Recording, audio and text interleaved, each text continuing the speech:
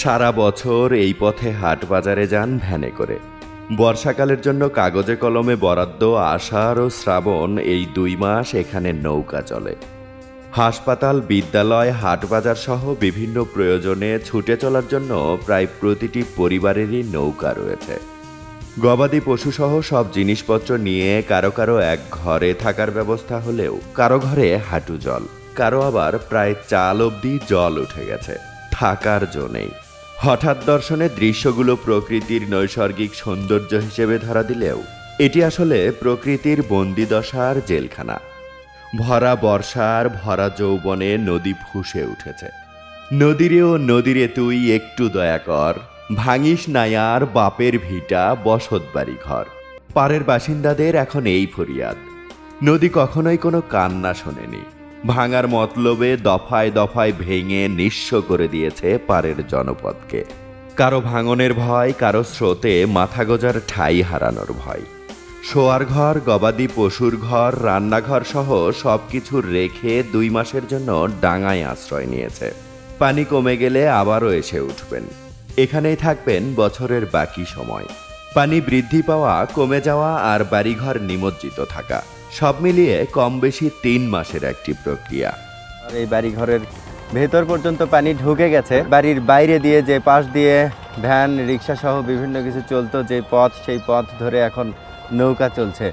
এভাবেই এই জনপদের জীবন কাটছে। প্রতি বছর এই বর্ষা মৌসুমে তাদের পানির মধ্যে থাকতে হয়, পানিবন্দী অবস্থায় থাকতে হয়। তবে পানি বাড়লে নদীপথে যোগাযোগ সহজ হয়। বিভিন্ন পণ্য আনা নেয়া কিংবা মানুষের দূরপাল্লার যোগাযোগ। পানি বাড়ার সাথে সাথে মাছ ধরার উৎসব শুরু হয়েছে। নানান কায়দায় মাছ ধরা হয় যমুনা থেকে। ছোট বড় বিভিন্ন প্রজাতির মাছের পাশাপাশি জাতীয় মাছ ইলিশের দেখাও মেলে জেলেদের জালে।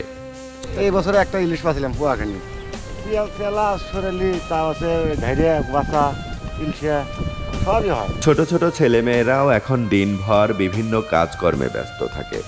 বিদ্যালয়ের গলা অবধি পানি উঠে গেছে। এখানকার শিশুরা প্রতি বছর বর্ষা মৌসুমের এই সময়টুকু পিছিয়ে পড়ে। বগুড়া জেলার সারিয়াকান্দি ও সোনাতলা উপজেলার মোট 38টি প্রাথমিক ও উচ্চ বিদ্যালয় বন্ধ ঘোষণা করা হয়েছে।